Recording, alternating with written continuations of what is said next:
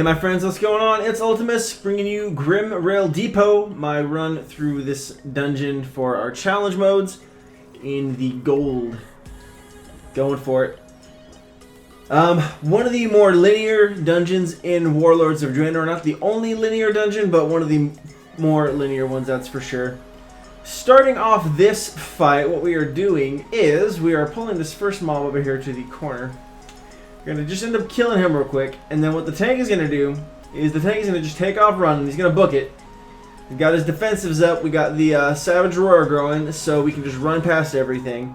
And we're basically running with the tank. We're pulling all these mobs because we really don't have a choice. Don't have really an option. Trying not to stand or get caught and stuff, because what we're going to be doing is we're pulling all these mobs over to the corner here, and we're going to force a death.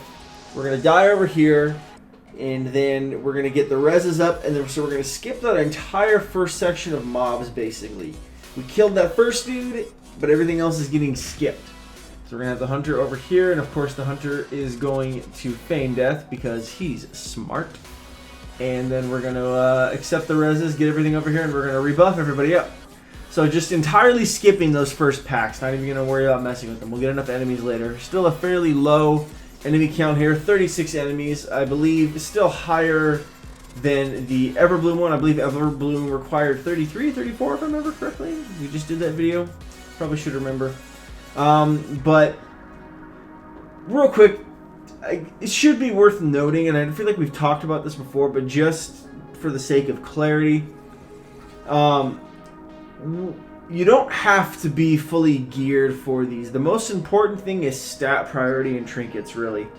It was fairly similar in MOP, where in MOP it was really more dependent on trinkets. As long as you had PvE trinkets, you could do it. I did all of MOP challenge modes with PvP gear and with PvE trinkets. This time around, just more important to have your stat priority down and at least a 630 item level, and then have some decent trinkets. Since these dungeons scale you down to 630 as it is, so getting 630 item level is nothing. You can do that with your Baleful tokens if you've got Apexis crystals to spare. You can do that with the crafted gear. It's all about your stat priority, and you can recraft it around. So, I mean, you can get a tune ready for challenge modes after immediately hitting 100 if you want. It's really not too difficult. It's really more important that you just know the class and really know the strategies. So with this boss fight, what we're doing is we're end up hitting the big guy down really fast, and we're getting him down, but we don't want to kill him right away. We want to get this guy down as well. So we're stopping DPS on the big guy. And after we get the little dude down to a little bit under half, we're going to swap back over to him, and we're going to end up killing him so that we don't have to deal with what's-his-face's rockets, all that nonsense. Because if you kill the big guy too quickly, you're going to get a gnarly damage buff on him, if I'm not mistaken, and it's just a little bit of a pain in the butt to deal with. So a little bit technical there on just watching their health and just keeping an eye on that. I mean, you should have success with this run. Overall, pretty straightforward. Buffs are still up. We're still good. Nobody died. I'm doing all right. Just healing myself up with bandages because I can. And then we're going to pull on through here as you normally would through any other dungeon, waiting till that stuff goes away because I don't feel like taking damage. See, we're pushing pretty late into the evening. It's pushing midnight, which I suppose for your typical gamer isn't too late, but it was a very long day that Tuesday, and I was looking forward to almost being done. I was having a lot of fun, but I was definitely getting tired. Wanting to be careful walking up here. Don't want to get hit by this stuff. Again, it's just going to create more of a problem for your healer. The less damage you have to take, the better. I don't remember if they knock you off. I don't think they do, so I don't think that's really a problem we're looking out for, but just again, don't want to take any unnecessary damage.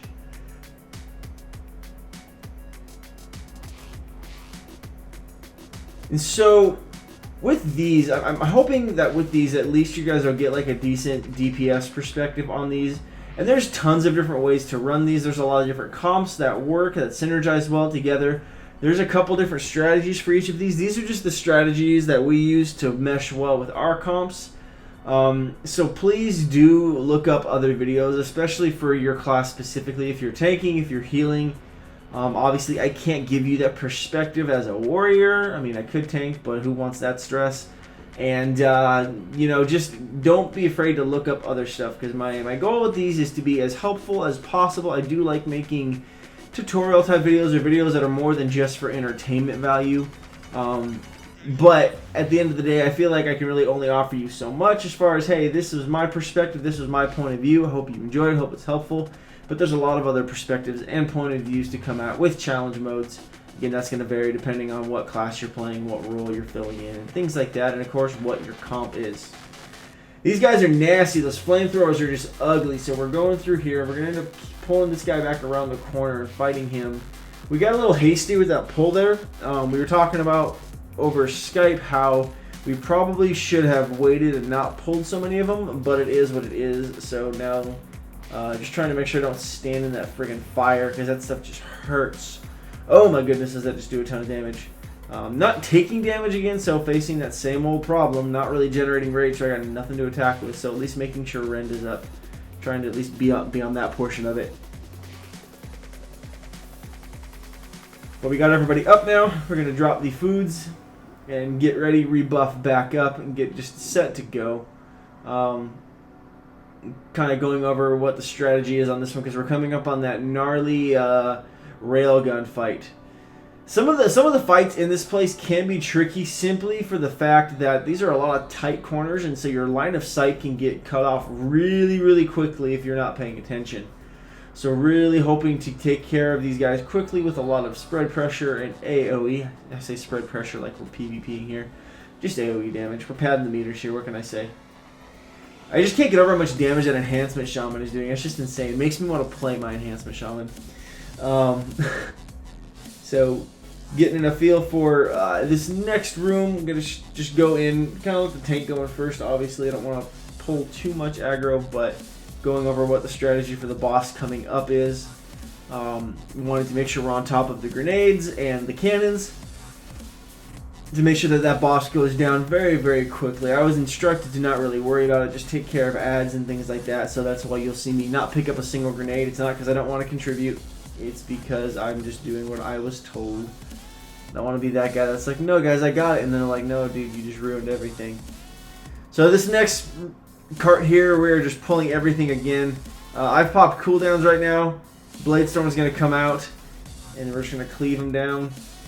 It's a little bit silly and repetitive, but it is the way you're just going to get through it. It's just, there's no sense in pulling all sorts of small mobs and taking your time through it. That's what normals and 5-mans are for. Doing challenge modes, you've got to keep the pace, because as you can see, we've only got 7 minutes or so left. 6:52, so we're getting close here on time. Definitely a smaller dungeon though, so obviously the time is going to be slower, but just knowing that we've only got that much time left is a little concerning. Definitely adds to the pressure, not going to lie. So we got this first boss pulled here before he takes off to the cannon. We're just kind of whittling him down. No, man, please do forgive me.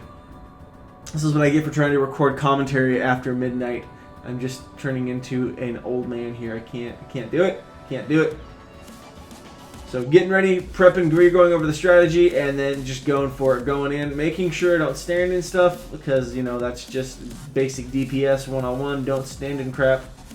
Ads are coming in. I'm coming in trying to kill them, get on them, do the damage, making sure I don't stand in the way of that cannon when it starts going off, making sure these guys start going, and I'm just piecing the butts out, like, nope, don't want none of that. Popped in Rage Regen to keep myself alive, because I know these guys are up here fighting, so again, just trying to help the healer out a little bit. I guess that's what I get for having so many friends that play healers. I tend to be a little more sensitive to not expecting the healer to heal me necessarily when there's other people. I don't know. Maybe it's a trust issue. I don't know. Who knows? But we're doing pretty good on this one, not gonna lie. As you can see, the cannon went down really, really quick. Grenades went out there. Shrapnel was going out, and that cannon just went down. Boss is up, and we are just laying into him now. Got the grenades now, so now we're chucking them at him. So now that I've got these grenades, there's nothing else to worry about. So they're like, yep, chuck him, blast him, wreck him, and he just goes down. Proved to be probably one of the easiest fights in the entire dungeon. As long as you're on top of those shrapnels and those grenades, that's really not a hard fight at all. I was actually pleasantly surprised. I remember back when WoD first launched, I was talking about how I was not looking forward to that fight in challenge modes, and turns out to be the easiest. And of course, I died trying to get through that fire like a dum-dum. Irony, right? Talking about how easy the boss fight is, and then I get killed walking across the platforms.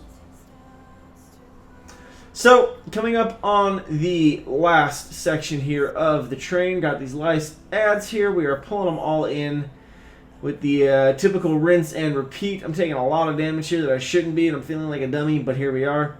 So just lots and lots of AoE. Just go, go, go, spin to win. And then this fight proved to be a little more challenging for me just because of everything being so covered in lightning and just everything just doing damage to me. I was like, I wanted to complain, I'm not going to lie.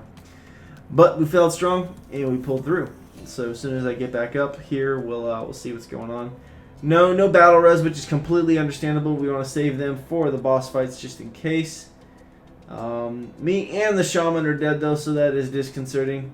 Hopefully the hunter here would have enough DPS, was the thought I was having between the DK and the hunter. But again, both of them seem to be doing alright. Hunter's got good control and good damage, so all is gravy.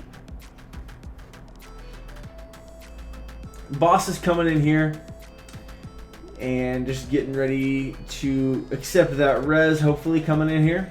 Got the shaman coming up, and then I'm going to be next here, I'm pretty sure. There's the shaman res. Of course, they're going to res their buddies first. No salt, no salt. But yeah, that last boss fight, I was pleasantly surprised with how straightforward it was. Maybe it was just the group that we had, that they've just got it down to a science and it worked out really well. But if you guys have run challenge modes before, let me know if you've had any trouble with that previous boss fight. I want to know about the Gunrail guy. I'm curious to see what you guys have to say. But going in for our last boss fight, heroism is up, cooldowns are going, and again, just laying into her. I want to do as much damage as possible because I know I'm going to have to start running real soon here to stay out of the lightning. I hate that lightning. I hate it so much. There's like nowhere that is safe from it. And it's hard for me to tell what's actually like electrocuted and what's not. I'm not going to lie. I can see like the lightning there, but sometimes it's hard for me to like discern where it is on the rest of the map. But not really any mechanics you need to worry about here other than of course not standing and stuff. I got caught in that frost trap, unfortunately, so I'm having to stand in that lightning. That can get kind of gnarly. I mean, but other than that, just avoiding stuff is pretty much the only mechanics you need to worry about on this dungeon. But as always, guys, thanks for watching. I hope you enjoyed. I hope you found this helpful, and I will catch you next time.